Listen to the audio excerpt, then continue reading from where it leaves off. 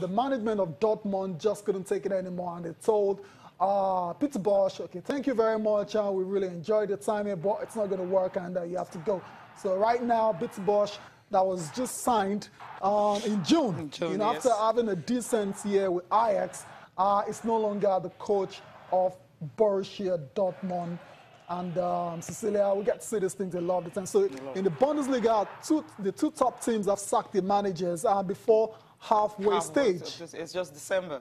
They still have how many games more to play. But I think it was self-destruct for Borussia Dortmund, because letting a coach who's been in charge for a long time not doing badly because of boardroom points, whatever that was happened and all that. So they had to let him go, and they got this one. I remember Chinasa talking about the fact that what he did with Ajax was spectacular. I felt that's Dutch league. We understand Ajax and all that. They've got the stars, they've got players, and they have patience with their coaches. But when it comes to Bundesliga, the English Premier League in Spain and all that, most of these, trigger-happy management don't really like bad results. They started so well when Bayern was doing so badly. They started well, but this is the record. This record, though, is it?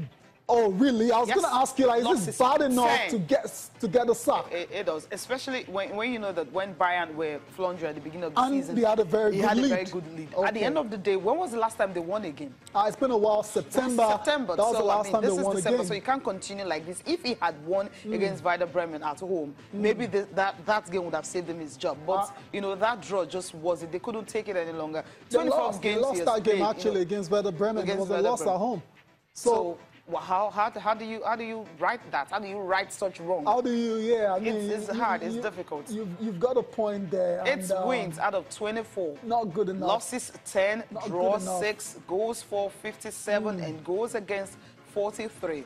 I mean, in this period, they've gone from 1st to 7th on the league, and they lost 18 points to Bayern because Bayern didn't start well, if you remember. All of a sudden now, Bayern Munich are in front, about 15 points ahead of Borussia Dortmund, and you can understand why they've lost patience. Because when the ship starts sinking and you cannot steady it, it feels time to get on the captain. So that's kind of another captain, right?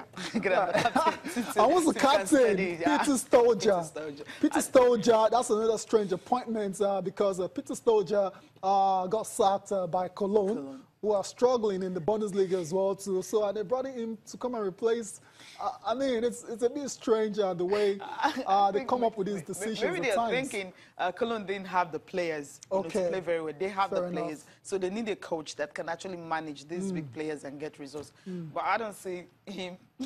I don't know. I don't know. Fingers crossed. We'll see. He had a decent year last year in charge of Cologne, but this year they were terrible, and he got a sack just last week. But now he's back in the job. And he's getting the higher one. Right, a higher position, a bigger one. I mean, where you have all eyes, obviously, are on Borussia Dortmund right now. They're playing in Europa League. How will he be able to survive that? Play in Europe and also play in the league and try to cover up the lost ground. Absolutely. Fingers crossed, like I said earlier. And this looks like how do you put it now? He's auditioning for the main job because he's got a contract until the end of the season. So if it's good, that's instructive. That's, okay. Right. I mean, Borussia Dortmund might just end up having up to 3 coaches. So from all indications, I'm not sure he will be the guy to actually steady the ship that's sinking right now. Okay. Let's move on now. Tennis now, right? Right. We'll talk tennis.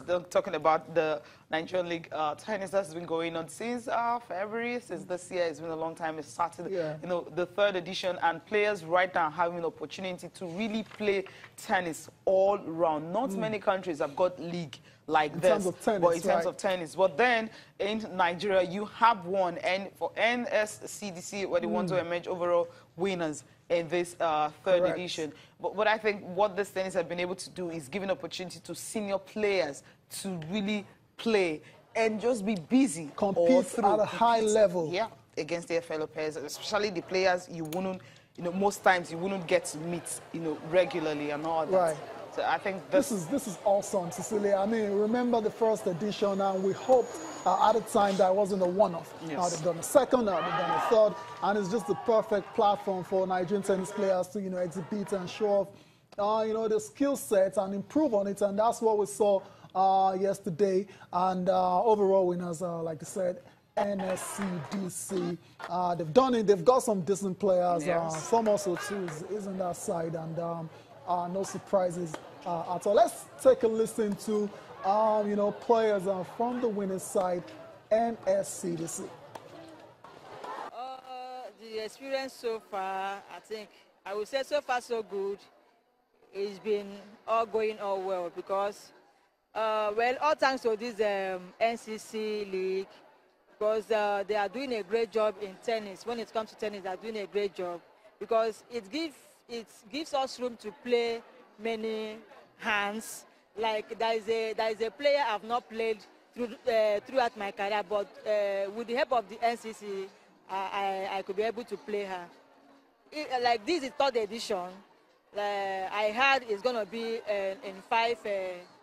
It's gonna be 5 editions. So if it ends, I pray and beg them to continue the hosting because they are doing a great job by bringing this NCC to Nigerian tennis.